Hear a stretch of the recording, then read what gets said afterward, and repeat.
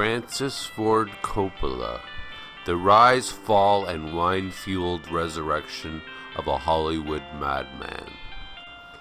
Francis Ford Coppola, the man, the myth, the cinematic god, who somehow went from the Godfather to making wine and talking about revolutionizing cinema every 10 years without actually doing it.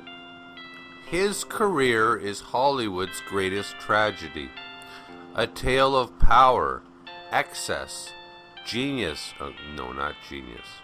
and complete financial catastrophe. He went from being the most powerful director in the world to hiding in his vineyard, dodging bankruptcy like it was a mob hit. This is the story of a man who won Hollywood, lost Hollywood, and then decided, screw Hollywood, I'll make wine instead. Once upon a time in the 1970s, Hollywood was run by actual filmmakers, if there is such a thing, and Francis Ford Coppola was their king. Unlike most filmmakers who started by making normal movies, Coppola kicked things off with Dementia 13, a horror movie made in 1963 for less money than a used Toyota. Naturally, it bombed, but that didn't stop him. Coppola had a vision to make artistic films while also making a ton of money. I like the first part of that, but in terms of making tons of money, I think he was a bit of a have my cake and eat it too kind of guy. Enter The Godfather, 1972. The studio originally wanted someone safe, someone controllable. Instead, they got Coppola, a bearded, ambitious lunatic who fought for every creative decision, almost got fired daily, but somehow delivered a film so perfect that even real live mobsters were like, yeah, that's pretty accurate. Me, I never understood what was so great about The Godfather.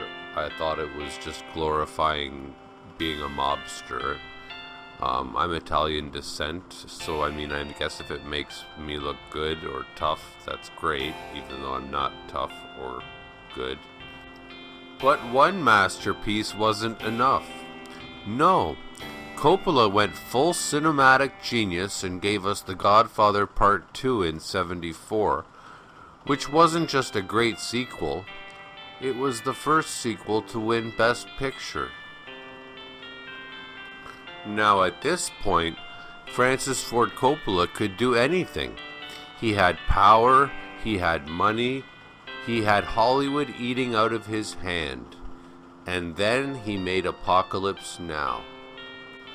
The way Coppola described Apocalypse Now, quote, "We had too much money, too much equipment, and little by little we went insane."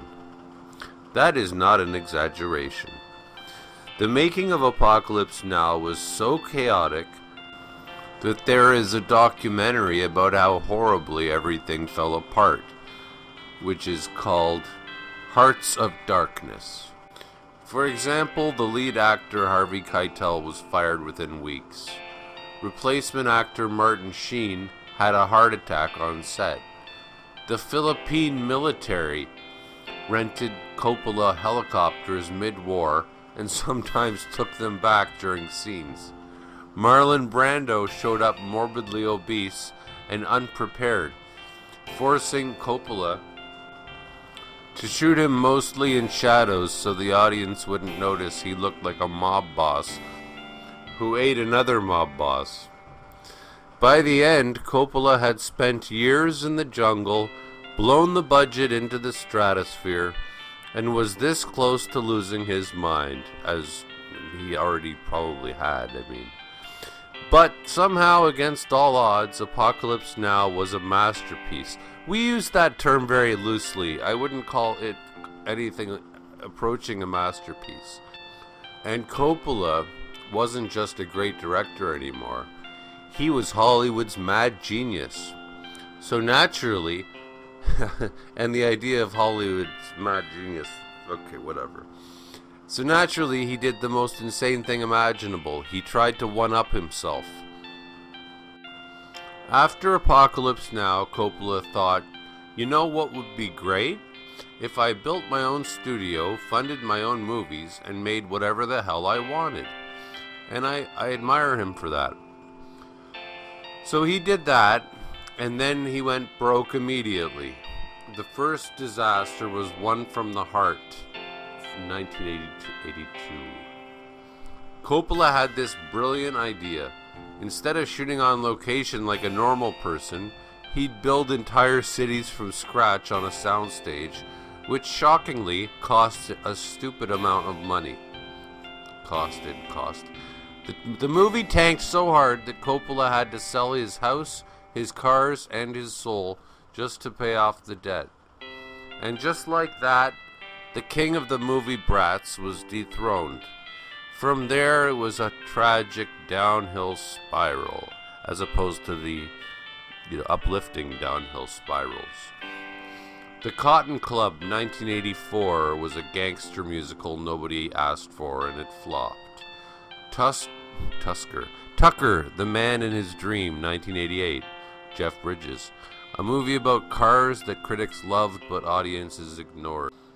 The Godfather 3 1990, a sequel nobody wanted, starring Coppola's daughter as a lead actress, who by her own admission was not an actress.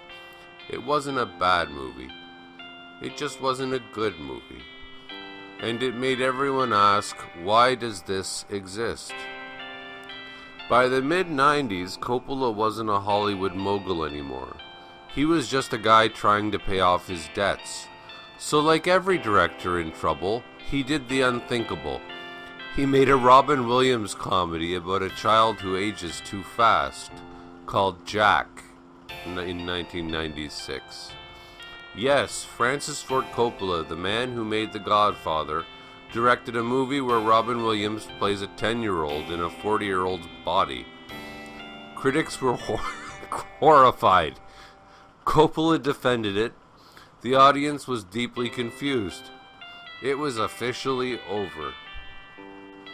Coppola retreated to his vineyard, where he made a bold new career move, selling wine, and honestly, that worked out better than his late-stage directing career. For years, Coppola barely made movies. He just made wine, talked about revolutionizing cinema, and occasionally directed a small indie film that nobody saw. I remember I saw one of them called Twixt, starring Val Kilmer and Elle Fanning. I thought it was nice. I thought it was a cute movie. I think it's actually admirable to be making little movies. That's the whole point. My favorite Goethe quote was, art is not for the masses, it's for the individual. Anyone who makes art for the masses is in error. And then in 2022, something insane happened. He announced he was making a $120 million sci-fi epic, self-financed because Hollywood didn't have vision anymore. I haven't personally seen this movie. I don't know if it's any good, but I respect the hell out of that decision. Francis Ford Coppola is the definition of an artist in terms of his intentions.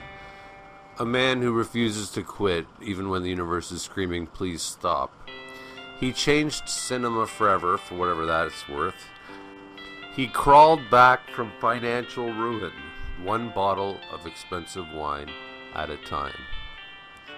I might argue Megalopolis is his best movie because it failed, and it was exactly what he wanted it to be. And, most importantly, because I don't think he actually cares whether it did well or not. So here's to Francis Ford Coppola, the craziest and most financially irresponsible filmmaker of all time.